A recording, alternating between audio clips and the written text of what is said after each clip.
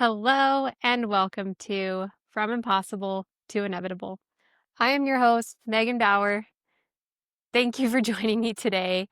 This is episode 186, and I'm grateful you're here. So I recently wrote a newsletter email on this, and as often happens with me, I put out a piece of content about something and then it just sticks with me and I realize I'm not quite done talking about it. So then I just keep talking about it. I keep talking about it until it stops coming up in my brain and I have no more to say and I feel like that's complete for now. So also, if you're not on my email list, it's really good. It's like the podcast, but in written form, and it comes every Wednesday. And at least for now, I think I'm going to change the date. Regardless, it comes every week. And it's fun. And it's like me in written form. And you'll be able to hear me. If you're listening to the podcast enough, if you know me, it will sound just like me coming through in your email. It's delightful. You will love it. Lots of backstories about my life in general and how I look at things and how I see things and how I experience things. So it's really interesting. There's a link in the show notes to get on that list and to get my email every single week. So you should do that. So recently on social media, I recorded some video and it was about it's about what I've been harping about, right? If you're not the person you want to become, then you need to do things differently. And in order to do things differently, you have to do them differently consistently for it to make a difference, right? And in order to do it differently consistently, you have to be the kind of person who does things differently consistently, right? And by consistently, I mean every time the situation comes up, this is what you choose. Every time you're in that experience, you choose this thing over and over and over again. Just an example, if you want to become the kind of person who eats healthy foods, every time you eat, you consistently choose healthy options. That's not saying every time. I'm not saying every time. I'm not saying don't eat a treat. I love treats. Eat your treats. But more often than not, by a lot, you choose the thing that you're being consistent about. I don't record podcasts every single day. It's not a daily thing, but I record podcasts consistently so that they are published consistently, right? Consistency doesn't necessarily mean daily. Okay. So you have to be the kind of person who does the things differently, consistently in order to change your experience. So I got this comment on this video. I don't think it was a hateful comment. Honestly, I think they just misunderstood because they're like, no thanks. I demand people love me for me, not some fake me. And I was like, fake me? What are we talking about? Fake me? I'm not promoting change for the sake of change. Like that sounds useless. That does not sound productive. I'm not saying be a different person for the sake of being a different person. That's not what I'm saying at all. The whole post started with the word if. Like, if you want something different, you have to do things differently. If you don't want anything different, if you like exactly what you have, exactly the experience you're creating, if you like it, if it's working for you, don't change it. That's ridiculous. There are things in my life that I don't want to change. I like them exactly how they are. I'm not looking for any sort of change in those areas of my life. And there are areas of my life that I would like some changes. I would like some improvements. I would like a different experience. Okay. So I'm not promoting anybody change to be a fake version of yourself. That's not the thing at all. Don't be a fake you. That's awful. Everything that I have tried to convey has been about being more you. Actually removing anything in your life that doesn't work for you, that doesn't feel good, that doesn't fit, that isn't in line with who you want to become. You remove those things and then replace them with the things that help you become the person that you want to become. Thus, becoming more of who you want to be, not some fake version of yourself. This is not like a contrived, I feel like I need to be this person so that I will be loved, so that I'll be accepted, so that no, not any of that. As I become more of who I want to become, I increasingly sit alone, which is so interesting because this is really vulnerable. I didn't expect to go here.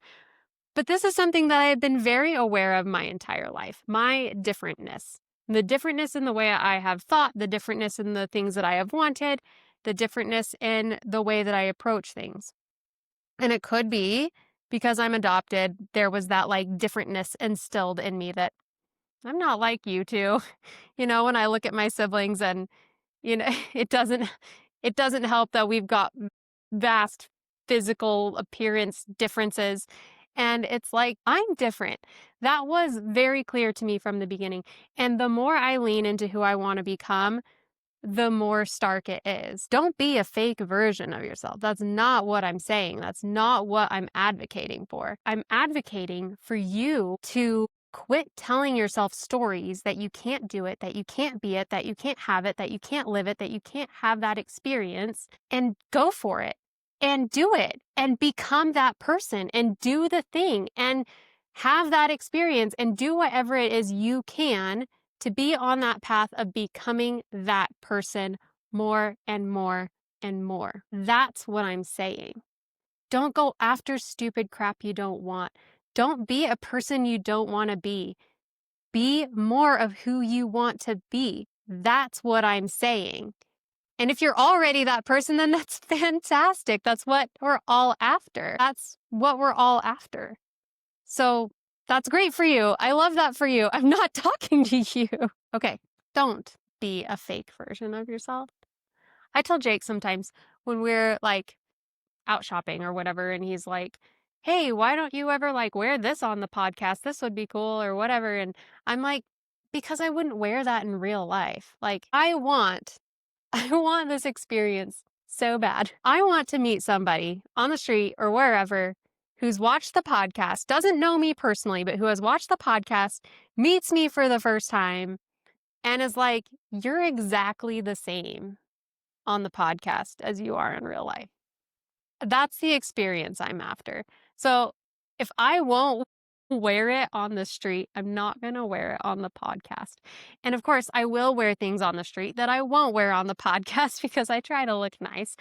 But that's not the point. It's not about being fake. It's about being authentic. It's about being who you want to be. It's about not pushing down what it is you want to experience in life. It's about not playing small. It's about not discounting yourself. It's about actually striving to reach this potential that you know is inside of you. That's what it's about. Be some fake version of yourself. And as you're on that journey, as you are becoming who it is you want to become, that journey is going to require something from you. It's going to require that you release, remove, and give up the things that aren't a part of the becoming, that aren't a part of who that person is. Because as you have this vision of this person you want to become, there are things that that person does or experiences or has or whatever that you want that you currently don't have in your life right now. And there are things that you have currently in your life right now that that person does not have. Maybe they don't deal with it. Maybe they've removed it completely. Maybe they don't even see it the same way you do. Whatever. So it's not, you can't cram more into your life. Likely, your life is full, most likely. And I mean, what it's full of is up to you. But likely, you can't cram anything else into your life.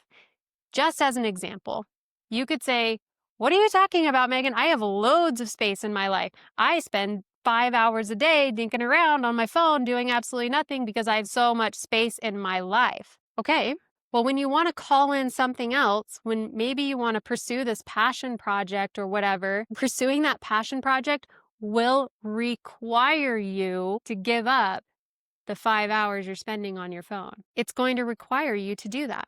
It just is. So you do have to remove something in order to have the thing that you want. You have to subtract as you add, right? Like it just makes sense. They go hand in hand.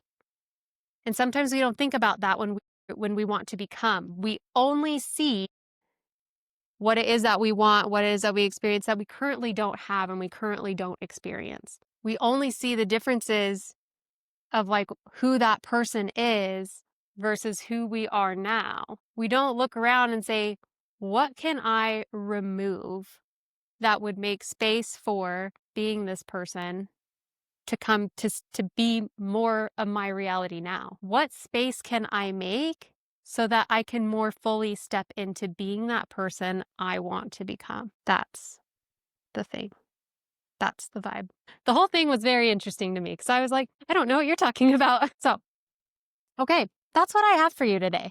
And I think that's a really powerful thought. And it's actually one that I have been playing with in my head a lot. And I need to spend more time on this, and maybe this will be my push too. But as you think about the person you want to become, and you think about the differences, right? There are the obvious ones. This person has this and does this and experiences this and blah, blah, blah, whatever. And I don't have that right now, blah, blah. Okay, that's easy. That's so easy. We got that. Okay, we're really good at seeing what we don't have. Very good at it. Very good. Try turning it. What do you have right now that that person doesn't have?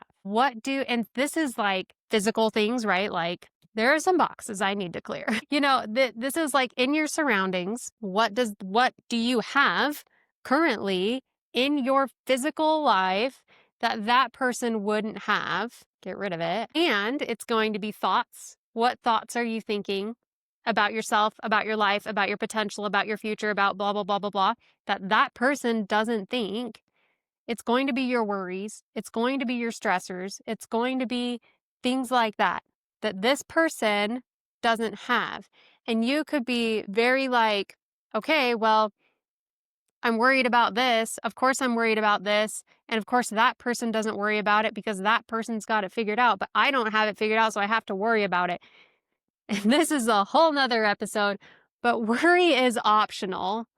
First of all, it's a very easy thing to do. I worry a lot, and this really is another episode, and maybe this will be next. But worry is optional. Stress is really hard to detangle yourself from because they're stressors, and they seem very imminent, and they seem very real, and they seem like you cannot put it aside. It's like you cannot. You've got it in your head that this is stressful and I hate this and I'm worried and blah, blah, blah, blah. We work up all this anxiety and all this whatever. And it's also optional. And that's hard. I'm not saying that's easy. I'm saying it's optional. So if you can tap out of some of those thoughts, some of those emotions, some of those things that that person doesn't feel, doesn't think, you're removing that and leaving space for what that person does feel, what that person does think. Maybe they feel more at peace.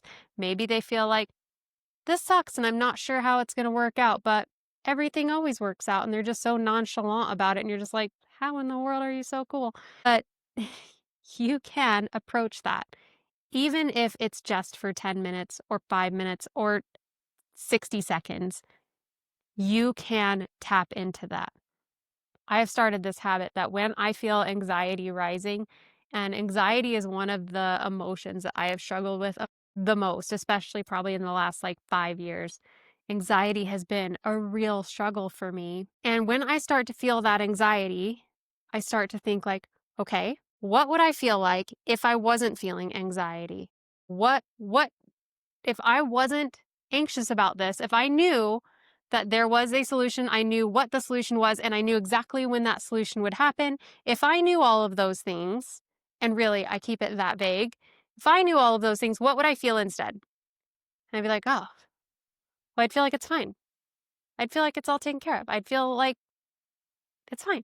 Like, yeah, this is a problem right now, but it's going to be fixed in 10 minutes, you know? Like, it's like, and I can tap into that. And then I can focus in on that. Even though I know there's no actual solution yet, even though I know that I don't know when the solution will be presented yet, even though I don't know what the solution is yet, I can choose to tap into that's going to be fine. And that's a practice. Holy hell, that is a practice. That is a practice. That is a practice. Because sometimes it's easy to tap into that. And sometimes it's like, I don't know, I'm still freaking crazy. And I just have to work on it. I just have to work on it because I know that I can move through it. I can move past it. And for me, staying in anxiety is optional. And yes, if it's like this chronic thing, go get help. I was on anxiety medication for several years. It really was. Go get help. Get the medication to help you out. I've even got these like emergency bottle of like, whenever you're ultra anxious, take one. Truly, that's what it is. And I haven't had to take one in a while, but I've got it. I've got it for when I need some extra help. So I'm not saying it's just easy. I'm not saying that you can just fix all of it in your journal or in your thoughts or by pretending. I'm saying that you can work through it and support is available for you and use that support if you need it. Truly, truly use that support. Was on anxiety medication for years. I had postpartum depression, I was on medication for that. I've got my emergency anxiety pills in the car so that no matter where I am, I can excuse myself and get some help. And that help is available for you too. So if you need it, go get it. And there's a lot that you can do with your journal, and there's a lot that you can do in your head to help release and remove some of these emotions. This wasn't meant to be an anxiety post or post podcast. But it came through, so we're going with it. What I want you to know is that the thing is being more of who you truly want to be, showing up as the person you want to be, engaging with life as the person you want to be. This is not about being fake. This is not about what other people want you to do. It's not about appearances. It's about how you feel in your body, in your life, how you engage, and you doing all of that in a way that feels so right to you and so true to you, and you becoming who it is that you want to become, who it is that you are meant to become. It's not about fitting in.